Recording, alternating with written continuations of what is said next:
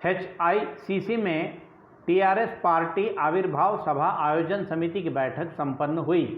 इस बैठक में पार्टी के कार्यकारी अध्यक्ष KTR उपस्थित हुए।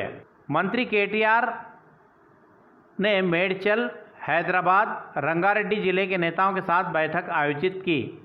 बैठक में आविर्भाव सभा की व्यवस्थाओं के संबंधी कमेटियां गठित करने पर मंत्री KTR ने उपस्थित नेताओं को जानकारी दी, जिसमें स्वागत समिति, अलंकार समिति, सभा प्रांगण समिति, भोजन समिति तथा सूचनाओं पर विचार विमर्श किया गया। इसी प्रकार सरकारी योजनाओं को जनता के बीच और ले जाने के लिए उनकी व्यूह रचना पर भी विचार किया गया। इस बैठक में म्युनिसिपल तथा पुलिस विभागों के साथ समन्वय बैठक भी आयोजित की गई। इसके पश्चात प्रस्ताव समिति, मीडिया समिति की घोषणा स्वयं KTR ने किया।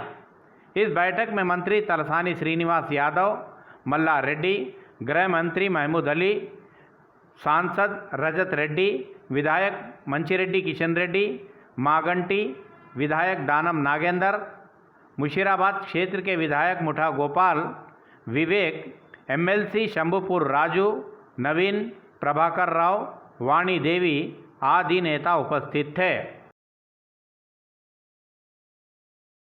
राज्य के मंत्री हरीश राव ने संगारेड्डी जिला कलेक्ट्रेट कार्यालय में यासंगी अनाज की खरीदी पर समीक्षा बैठक आयोजित की।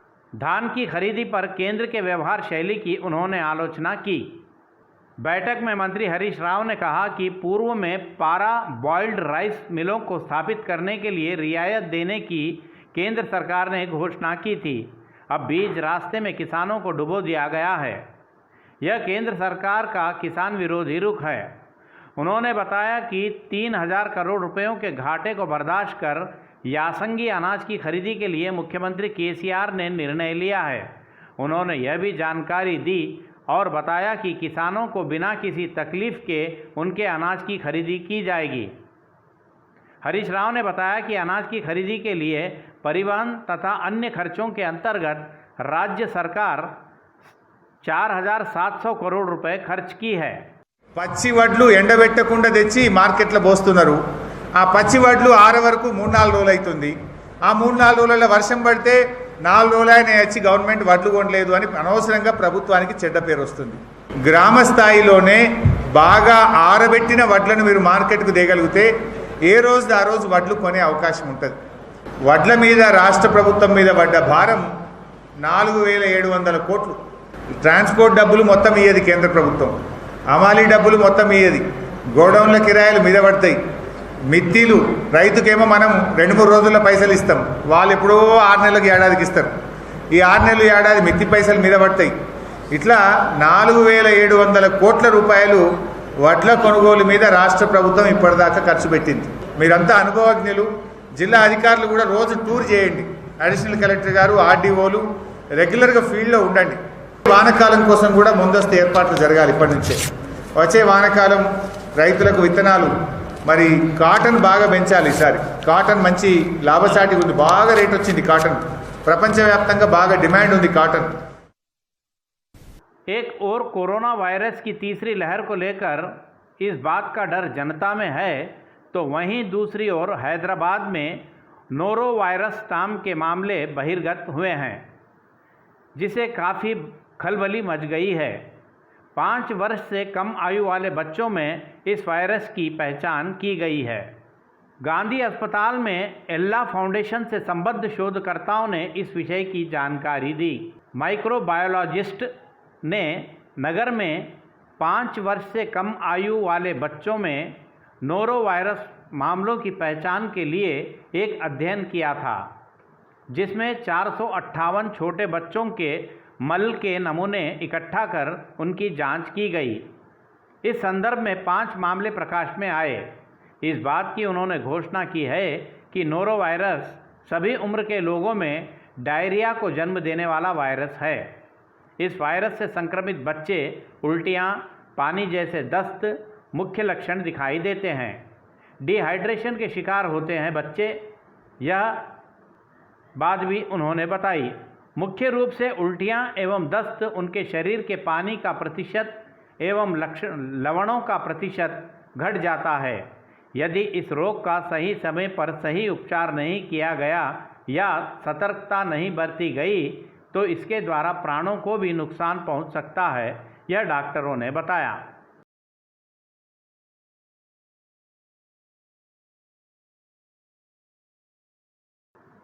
राज्यपाल तमिलिसई सौंदरराजन ने कहा कि मैं टीआरएस सरकार को रद्द करूंगी, ऐसा मैंने कभी नहीं कहा है। मेरी बातों को गलत ढंग से तोड़ मरोड़ कर प्रस्तुत किया जा रहा है।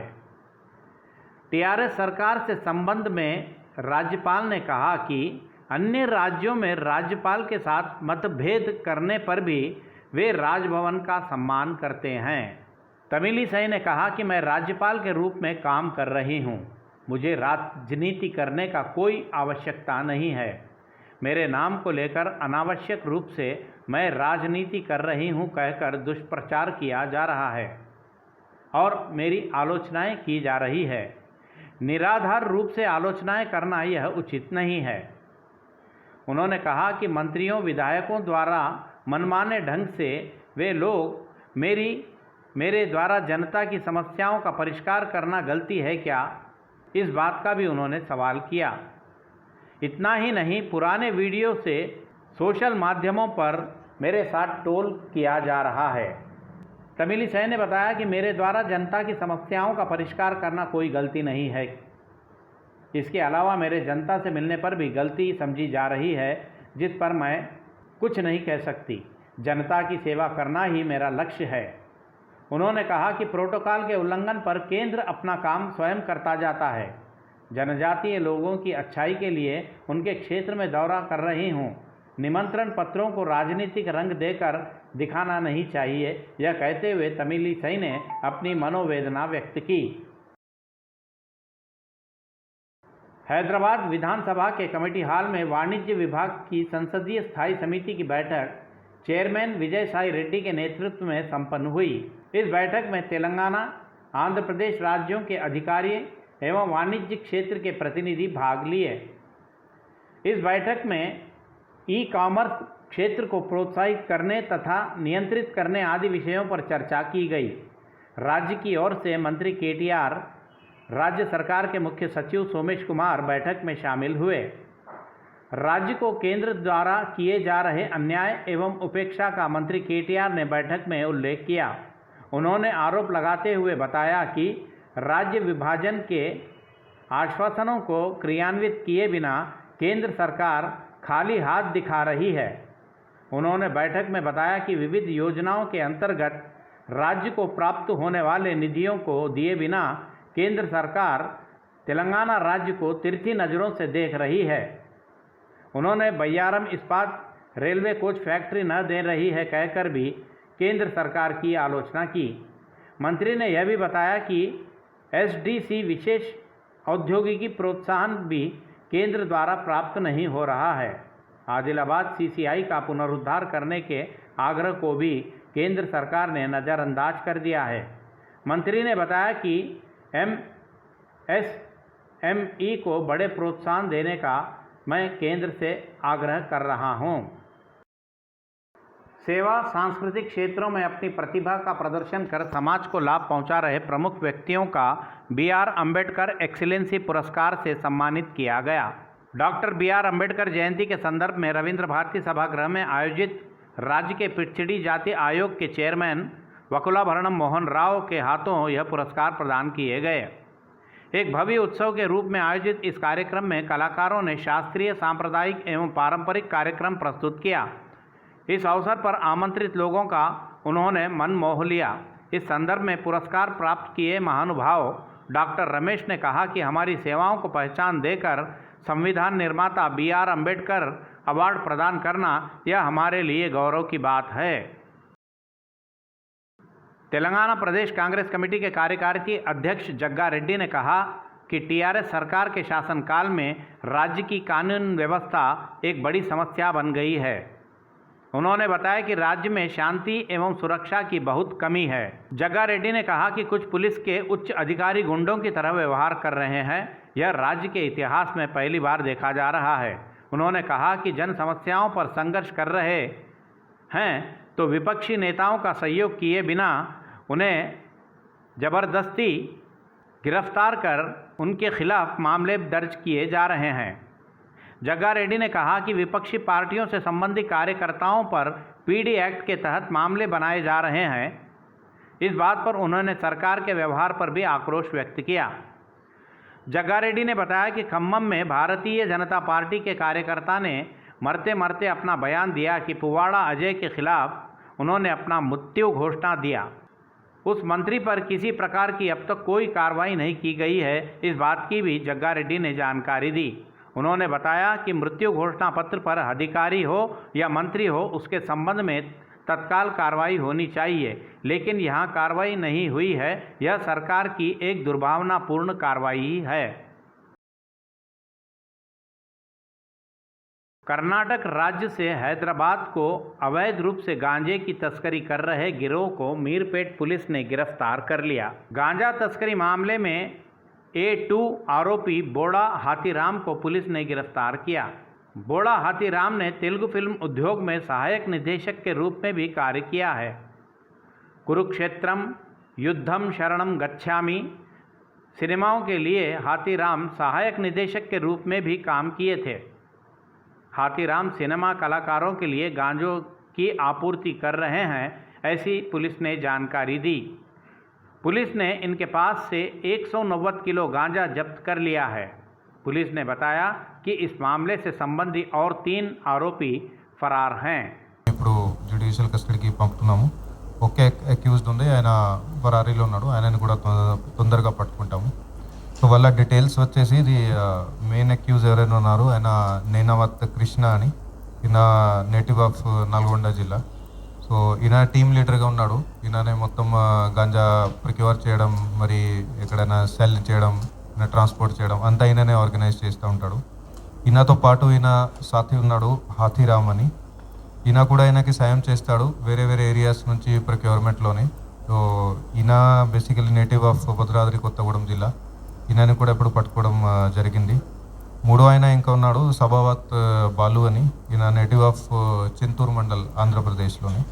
సో ఈయన బేసికలీ వైజాగ్ ఏజెన్సీ అట్లాగే సిలేరు ఏరియా అక్కడ నుంచి ఇది గంజా వాళ్ళని కొనడానికి వీళ్ళకి సాయం చేస్తాడు। అట్లాగే తర్వాత సప్లైలో కూడా, ట్రాన్స్పోర్ట్లో కూడా సాయం చేస్తాడు। ఇప్పుడు ఈయన పరారీలో ఉన్నాడు, ఈయనని పట్టుకుంటాము। అట్లాగే ఇంకా నేనావత్ హరి, నేనావత్ అశోక్ అని ఉన్నారు, వీళ్ళిద్దరూ కూడా ఈయనకి పరిచయం ఉన్న వ్యక్తులు ఉన్నారు। నేనావత్ కృష్ణ అక్యూజ్ A1కి, వీళ్ళిద్దరిది కూడా నల్గొండ జిల్లానే ఉంది। వీళ్ళు కూడా ఈయనతో పాటు పార్ట్నర్స్గానే ఉన్నారు। ఈయనకి కొంచెం డబ్బులు కూడా అరేంజ్ చేస్తారు గంజా కూడా పర్చేజ్ చేయడానికి। అట్లాగే ఇంకో ఇద్దరు ఉన్నారు, రమావత్ రోహిత్, రమావత్ కిరణ్ అని, వీళ్ళిద్దరిది కూడా నల్గొండ జిల్లా। వీళ్ళు బేసికలీ ఇది అక్కడ నుంచి ట్రాన్స్పోర్ట్లోని ఎక్కడైనా భద్రాచలం కానీ, విశాఖ ఏజెన్సీ కానీ, అక్కడ నుంచి ట్రాన్స్పోర్ట్ ఏదైనా డెస్టినేషన్ ఉన్నది వాళ్ళకు కర్ణాటక కానీ, ముంబై కానీ, అక్కడికి ట్రాన్స్పోర్ట్ చేయడంలో వీళ్ళు పార్టిసిపేట్ చేస్తారు। मादापुर स्थित पुलिस उपायुक्त कार्यालय के समक्ष 3 महिलाओं ने आंदोलन किया। उनका कहना है कि सामाजिक माध्यमों पर उन्हें प्रताड़ित किया जा रहा है, लेकिन उन पर किसी प्रकार की कोई कार्रवाई नहीं की जा रही है। उन्होंने सामाजिक माध्यमों पर प्रताड़ित कर रहे लोगों के खिलाफ पुलिस ने सख्त कार्रवाई करने की मांग की। इन पीड़ित महिलाओं ने अपना दुख व्यक्त करते हुए बताया कि बाचूपल्ली पुलिस थाने में उन्होंने शिकायत दर्ज कराई तो वहां किसी भी प्रकार की कोई सुविधा नहीं ली गई। उन्होंने यह भी बताया कि नारसिंगी पुलिस थाने में भी उन्होंने शिकायत की थी। 3 महिलाओं पर सामाजिक माध्यमों द्वारा अश्लील पोस्ट रखकर प्रताड़ित किया जा रहा है, जिसमें बेंगलुरु से संबंधी ममता यूट्यूब चैनल स्थापित की है। बाचूपल्ली से संबद्ध प्रसन्ना चौधरी राकेश मिस्टर बंधुलक्ष्मी के रूप में उन्होंने अपनी जानकारी दी। महिलाओं ने उन्हें प्रताड़ित कर रहे लोगों के खिलाफ सख्त कार्रवाई करने की पुलिस से आग्रह किया है।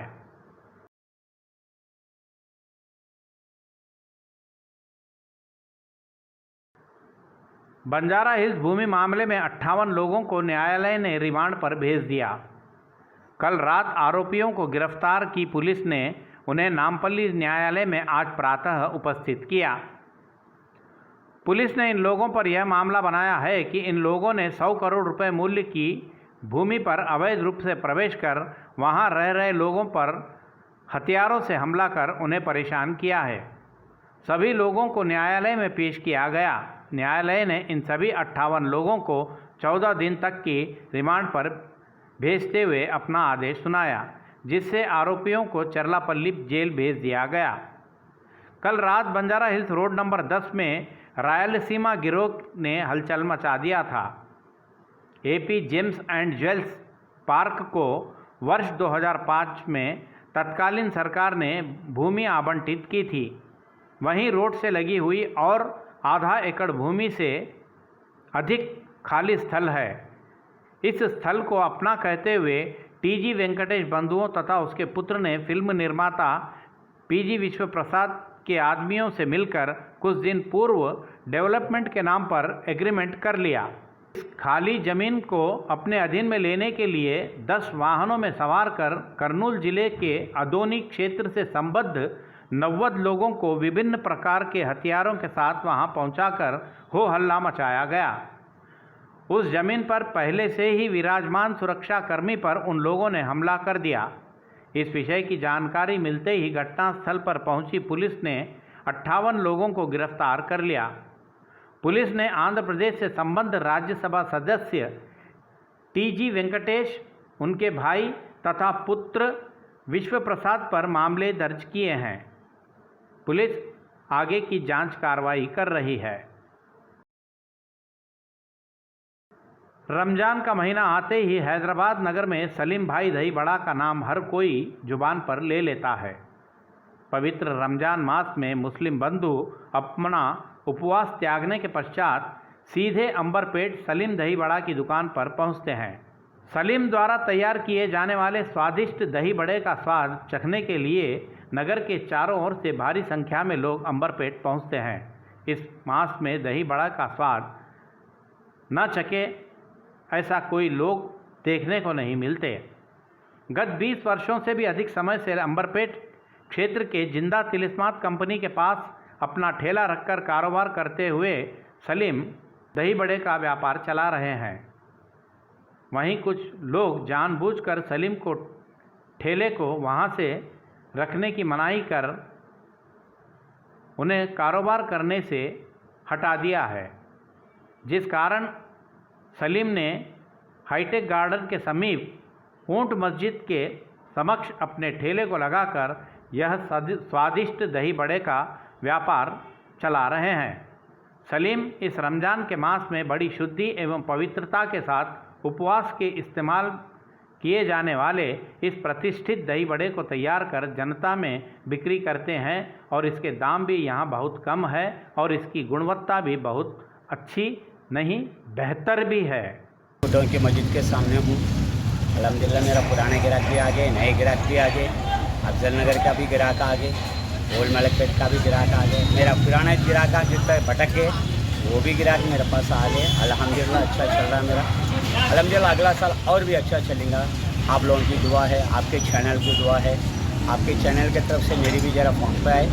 बहुत बहुत शुक्रिया आप लोगों को। आपके प्रजा टीवी जो न्यूज़ है हमारे को बहुत खुशी हुई। हमारे को जो पॉपुलेशन जो पहले रमज़ान से जो आप स्टेप लिए मेरे को बहुत खुशी हुई और उसके ज़रिए से जो भटके हुए से लोग अभी मेरे पास आ गए। अल्हम्दुलिल्लाह शुक्रिया। ओके, कितने साल से लगा रहे भाई आप? मैं 99 से लगा रहा हूँ जी। अभी तक 23 साल हो गया, 24वां साल है ये। मेरा जो असल मेन कारोबार है जिंदा तस्मात कारखाने के पास थे और ये साल ज़रा रुकावट आने से मैं क्या मेरे घर के पास मस्जिद अल हसनत ऊँटों के मस्जिद का अपोजिट मेरे घर के पास मैं लगा दिया हूँ। अल्हम्दुलिल्लाह मेरा कारोबार मेरे को जम गया और इंशाल्लाह अगला साल भी जम जाती। और ये रमज़ान ऐसा है हर किसी की मेरे दही बड़े खाए बगैर रमज़ान नहीं जाती है। भारतीय जनता पार्टी राज्य शाखा अध्यक्ष बंडी संजय की पदयात्रा में आज तनाव छा गया। इटिक्याला मंडल वेमुला ग्राम में पदयात्रा को रोकने का टीआरएस के कार्यकर्ताओं ने प्रयास किया, जिससे टीआरएस एवं भारतीय जनता पार्टी कार्यकर्ताओं के बीच प्रतिस्पर्धा के रूप में नारेबाजी की गई। टीआरएस के नेताओं ने संजय गो बैक कहकर नारे लगाए, तो वहीं भारतीय जनता पार्टी के नेता भी उनका जवाब देते हुए नारे लगाए, जिन्हें देख पुलिस ने बढ़ते तनाव को देखकर वहां लोगों को तितर-बितर कर दिया। बंडी संजय की जनसंग्राम यात्रा पर हमला करने तथा उसको रोकने का प्रयास करने की घटना पर भारतीय जनता पार्टी के नेताओं तथा कार्यकर्ताओं ने आक्रोश व्यक्त किया है। उन्होंने कहा कि टीआरएस पार्टी के लोग जो भी करें वह चलेगा। जब एक राष्ट्रीय पार्टी के राज्य शाखा अध्यक्ष द्वारा पदयात्रा करने पर आपत्ति क्यों हो रही है। उन्होंने मांग की कि सरकार कालेश्वरम जलों को फार्म हाउस के लिए आपूर्ति करने हेतु केसीआर लाखों रुपए खर्च किए हैं, वहीं संयुक्त पालमोर को पानी देने के लिए वह किस कारण से पीछे हट रहे हैं। इस बात का उन्होंने किसी और से जवाब मांगा। इस अवसर पर बंडी संजय ने राज्य सरकार द्वारा फर्जी बीजों की आपूर्ति और पालमोर में परियोजनाओं को अनदेखा करने के मामले पर भी अपना बयान दिया। इसी अवसर पर डीके अरुणा ने आरडीएस द्वारा जिले को पानी देने की सरकार से मांग की। మరి యాత్రలో ఇంత పెద్ద ఎత్తున బీజేపీ కార్యకర్తలు ప్రజలు పాల్గొంటున్నటువంటి యాత్రలో వాళ్ళు పదే పదే రెచ్చగొడుతూ రాళ్ళు ఇసురుతా ఉన్నారు. వేముల గ్రామం దాటంగానే రాళ్ళేసింది